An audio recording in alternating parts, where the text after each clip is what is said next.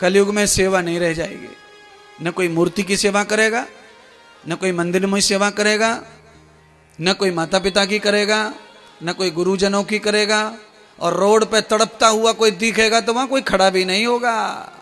कलयुग में ये तो चीज महात्मा हम रोज देख रहे हैं रोडों पे महाराज। हमारे सामने एक्सीडेंट हुआ महाराज, लोग वीडियो बना रहे गोलमोल होकर के, जैसे बाजीगर तमाशा कर रहा हो पड़ा पड़ा। पर किसी की हिम्मत नहीं है कि अपनी गाड़ी में डालें और जल्दी ले जाएं प्रयागराज बड़े हॉस्पिटल में। आग लग गई थी टेंट में कल परसों, हजारों लाखों लोग वीडियो बना रहे पर कोई मिट्टी धूल पानी नहीं डाल रहा। फायर ब्रिगेड आएगी, फायर आएगी तब बुझेगी। अच्छा बताओ किसके घर पानी नहीं था टेंटों में? अगल में बगल में दाएं बाएं सब में था। 10,000 लोगों के हाथ जब पानी से यूं ही गंगा जी से भर भर के होता तो चींटी की तरह चिड़िया की तरह कुछ न कुछ तो सहायता ना। कलयुग में जो होने वाला है वो अपने आप दिखता है कि कलयुग चल रहा है। पहले वीडियो, सबसे पहले सब्सक्राइबर बढ़ाने के लिए पहले किसने टेंट की आग पहुंचाई? न्यूज वालों में होड़ लगी है, मीडिया में होड़ लगी है, और वो बीच बीच में बोलते भी रहते हैं। सबसे पहले इस हादसे की घटना का समाचार सबसे पहले हमारे न्यूज ने चलाया। दे दो उनको सब। टीआरपी के लिए क्या कर रहे हैं, पर ये नहीं देख रहे कि टीआरपी बाद में पहले इंसानियत को भी थोड़ा सा जगह प्रदान करनी चाहिए। अरे पहले तो इस काम में लगो महाराज, इंसानियत बचाओ, बाद में टीआरपी देखेंगे। पर टीआरपी के लिए तो आदमी मरा ही जा रहा है, मरा ही जा रहा है। केवल मीडिया वाले मरे जा रहे हैं। घर में सास बहू में क्या चल रहा है? टीआरपी की लड़ाई है। बोलो, घर में जितना भी हो रहा है, 4 लोगों में जो हाँ हाँ हु हो रही है, घर में मत्था पीटा आदमी 4 और लड़ाई हो रही है 500 वाली। बोलिए, पूरा घर खाली पड़ा है और क्लेश भर भर के पड़ा है घर में। घर में जगह खाली पड़ी है, लोग रहने को है नहीं, और पूरा कलेश घुसा पड़ा है घर में, कलेश। और इतने शिक्षित लोग घर में रहते हैं, एक डॉक्टर साहब हैं, एक प्रोफेसर हैं, और कलेश इतना भी कम नहीं कर पा रहे इतने पढ़े लिखे लोग। क्यों? कलेश ज्यादा बढ़ने से ही कलयुग का मान्यता प्राप्त होती है। जितना कलेश बढ़ेगा उतना कलयुग जो है माना जाएगा कि कलयुग आ गया, आ गया, आ गया है। टेंट उड़ जाए,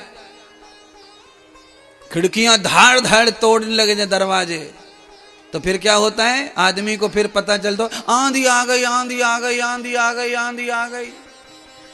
जब उड़ने लगते हैं, टूटने लगते हैं, फूटने लगते हैं, तो हल्ला मचता है कि आंधी आ गई। घर घर में जब क्लेश राड़े होंगे तब पता चलेगा कि कलयुग आ गया,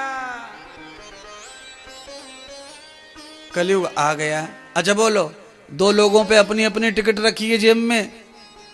2 लोग हैं, दोनों पे टिकट है, दोनों की रिजर्व है सीट, अंदर सीट ट्रेन में, और गेट पे लपड़ मार घूसा मार बाज रही है। बोलो, अरे भैया दोनों की सीट रिजर्व है, कोई किसी की सीट पे नहीं बैठता अंदर, पर घुसने के लिए आफत खड़ी हो गई है। क्यों? क्यों हो गई है? क्योंकि कलयुग इसीलिए हो गया है महाराज।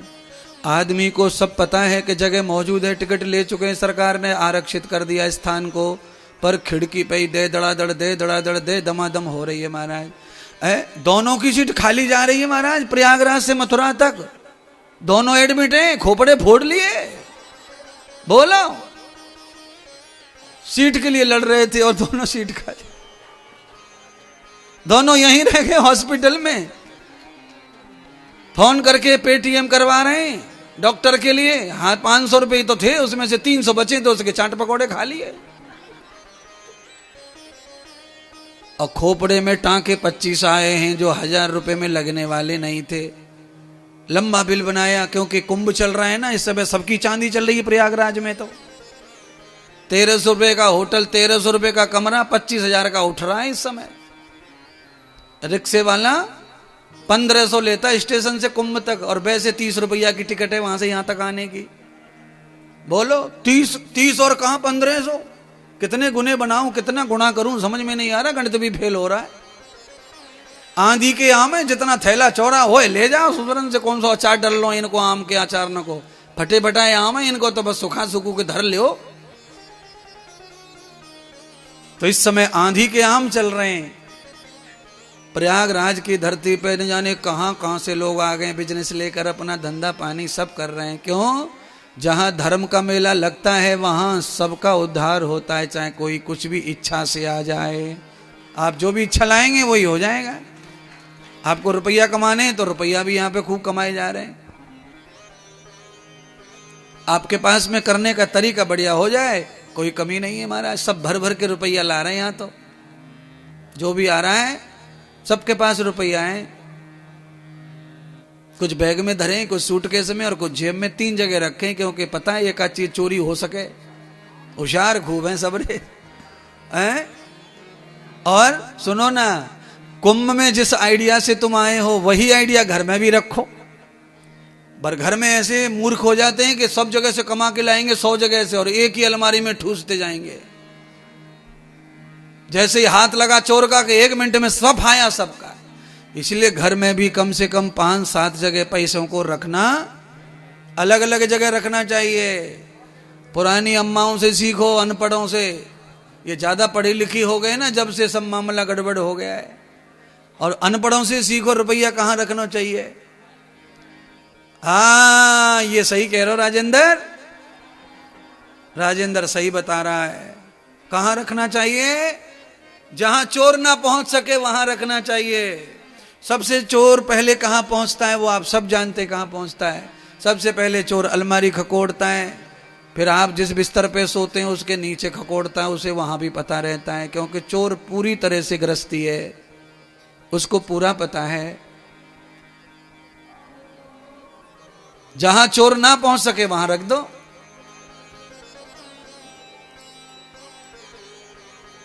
पर चोर से अब कौन सी जगह बचेगी महाराज? एक ही जगह है जहां चोर नहीं पहुंचता, वो है तुम्हारे द्वारा किया हुआ दान।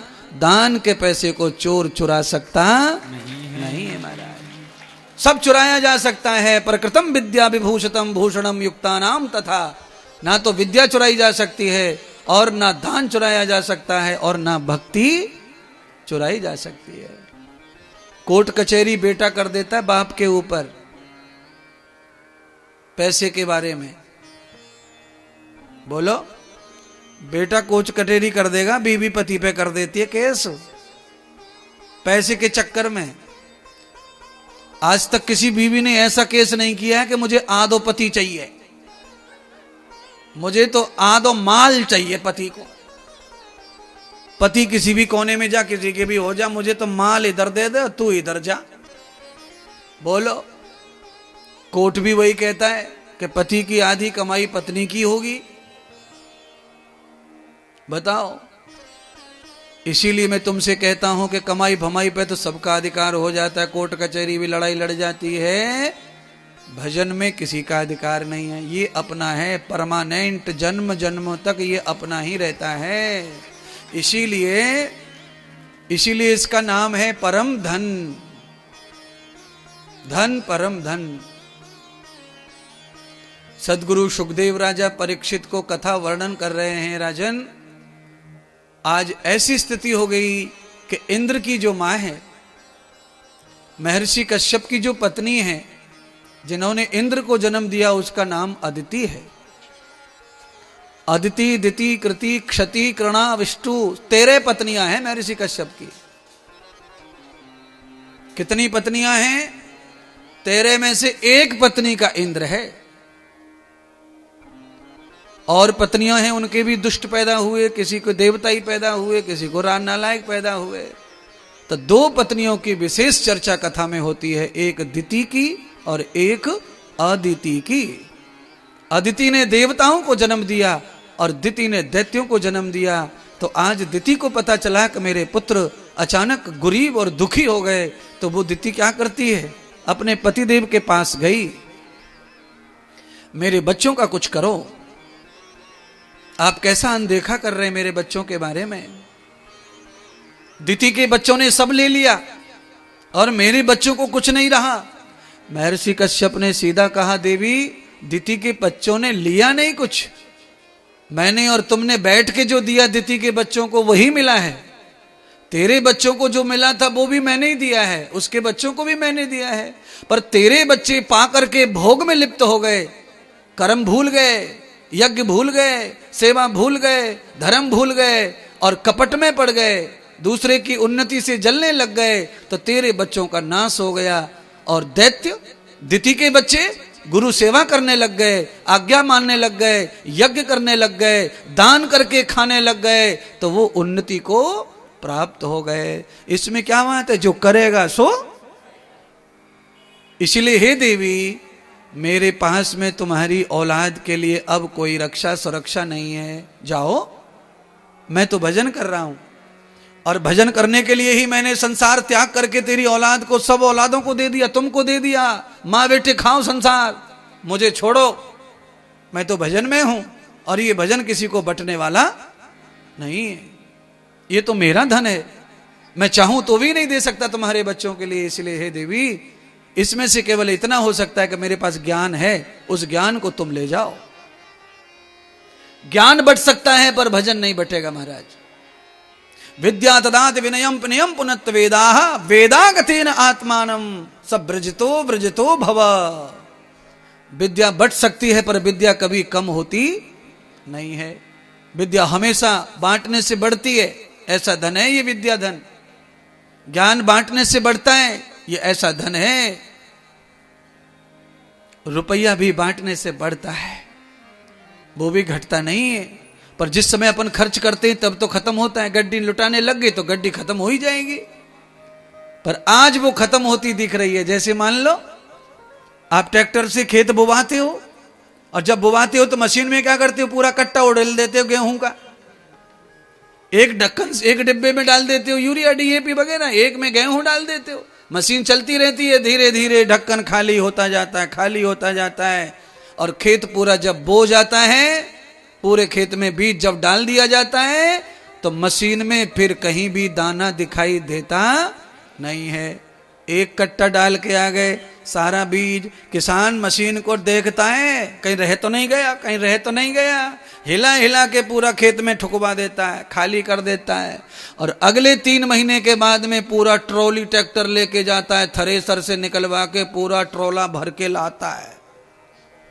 इसीलिए दान सेवा कथा करते समय पैसा खर्च हुआ दिखता तो है, पर अगले महीनों में जो आने वाला रिटर्न वो फिर और बड़ी गड्डी बन के आएगी, और बड़ी गड्डी। कैसी आएगी?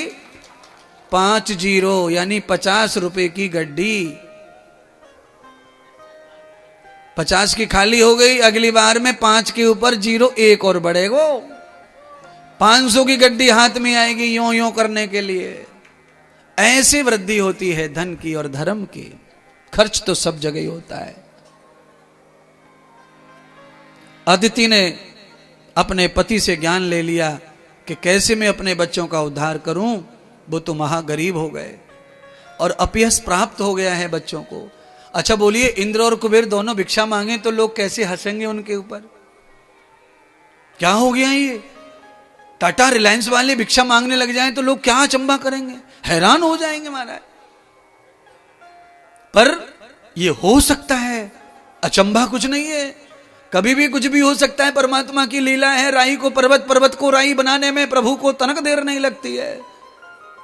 इसीलिए अपनी जड़ों को मजबूत रखो, मजबूत रखो। आंधी तूफान आए, पेड़ की डालें फसड़ जाएं, टूट जाएं, चलेगा, पर जड़ से नहीं उखड़ना चाहिए, क्योंकि दोबारा फूटने का चांस बनता है, रहना चाहिए। जड़ से उखड़ गए तो दोबारा कभी फिर हरे भरे होते नहीं है। क्या कहते हैं हमारे बड़े बूढ़े? पुण्य की जड़ पाताल तक जाती है, और जिसकी जड़ पाताल में चली गई भैया वो काहे को सूखेगा? बोलो, कौन सा पेड़ ऐसा है आपकी नजर में जो सूखता नहीं है जल्दी? उस पेड़ का नाम है वट वृक्ष। वड़, सारे के सारे प्रयागराज में वड़ की दर्शन कर रहे हैं, पूजा कर रहे हैं, रुपया चढ़ रहा है पेड़ के ऊपर डटा डट। क्यों? लोग उसे 10,000 साल पुराना, कोई कितना साल पुराना कह रहा है, और इसमें कोई डाउट नहीं है मुझको भी, मैं कोई शंका नहीं कर रहा उस पेड़ के ऊपर। मैं ये कह रहा हूं कि बड़ वृक्ष जितना बाहर जड़ और मूछें छोड़ता है उतना धरती के अंदर भी छोड़ता है, उतना बाहर बढ़ाता है, उससे दुगना नीचे बढ़ता है पाताल की ओर। भूकंप में कौन सा घर नहीं गिरेगा? अगर 12 फुट पे छत पड़ी है तो 12 फुट भी नींव होनी, नहीं गिरेगा भूकंप में। पर नींव कहां धरी है? 1.5 फुट पे नींव धर दी और ऊपर ले जा रहे हैं डबल मंजिल, ऊपर बहू सोवेगी, ये बेडरूम में अतिथि, ये मामा का रूम, नीचे मालकिन जी सोएंगी बुढ़ा बुढ़ी, और नींव इतनी सी है 1.5 फुट पे ही ठोक दियो मकान। थोड़ो सो करंट आया नेपाल की तरफ से, पंजीरी के लड्डू की तरह सब फैल गए, हल्के से झटके में गिर पड़े मकान दुकान। क्यों?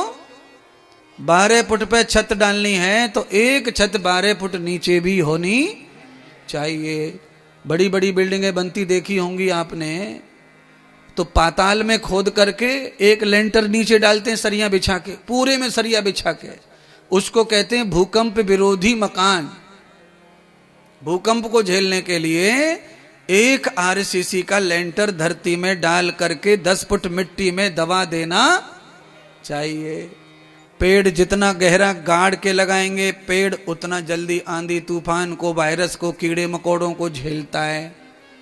अच्छा, घर में लोग क्या करते हैं? पेड़ को कोई तो हाथ से खोद के लगा दे, नेक से खोद लिया उंगलीन से और गमला में ठोक दिया, और रोज पानी डाल रहे हैं, रोज पानी डाल रहे हैं। आपने तुलसी को कभी 27 फुट का होते देखा है? तुलसी माता को क्यों नहीं?